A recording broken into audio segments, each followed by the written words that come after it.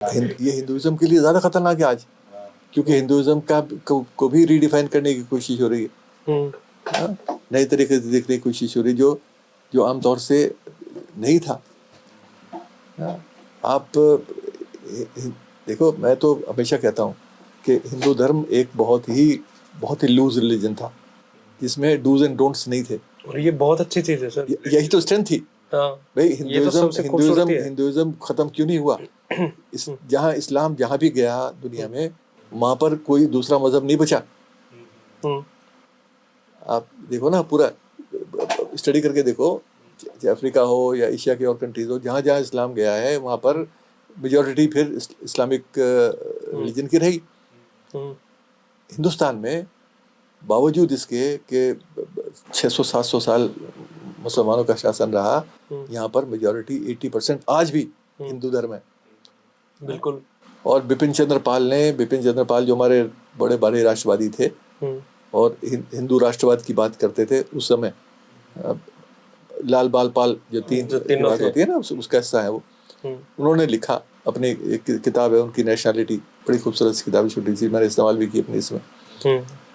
उसमें उन्होंने कहा कि भाई हमारे देश में मुस्लिम शासन रहा वर्षों तक, लेकिन उस मुस्लिम शासन ने हमारा धर्म, हमारी धार्मिक प्रथाएं, हमारी संस्कृति, उसमें हस्तक्षेप नहीं किया। और हस्तक्षेप न करने की वजह से हम एक साथ मिलकर रह पाए। तो ये वो कह रहा है जो हिंदू राष्ट्रवाद की बात करता है, लेकिन वो आज के हिंदू राष्ट्रवाद से अलग है। वो धर्म का इस्तेमाल दूसरी तरह से कर रहे हैं, वो डिवाइड करने की बात नहीं कर रहे। वो उल्टा ये कह रहे हैं कि इतने साल मुस्लिम शासन रहा, उसके बाद भी हमारा हिंदू धर्म, हमारी हिंदू प्रथाएं, हमारी संस्कृति, उनमें उन्होंने हस्तक्षेप नहीं किया और उससे अलग रहे, हम लोगों को आज़ादी रही। तो ये सब चीज़ें लिखी हुई हैं।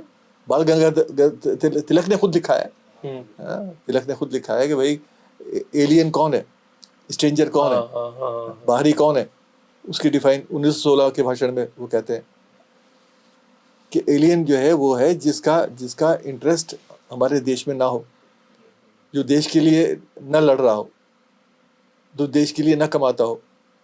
तो अंग्रेज एलियन हो सकते हैं हमारे, लेकिन जो मुसलमान यहाँ आके रहता है हमारे साथ, वो चाहे मेरे साथ पूजा करने ना जाता हो मंदिर में, चाहे मेरे साथ खाना ना खाता हो, चाहे मेरे साथ उसकी शादी ना होती हो, लेकिन मैं उसको एलियन नहीं कहूँगा, क्योंकि उसका हित हमारे देश के हित से जुड़ा है।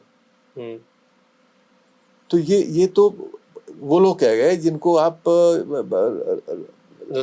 राष्ट्रवाद के जनक कहते हैं हम। Swaraj is my birth right, ये तो तिलक ने कहा ना। तो ये सब चीजें हम नहीं पढ़ते।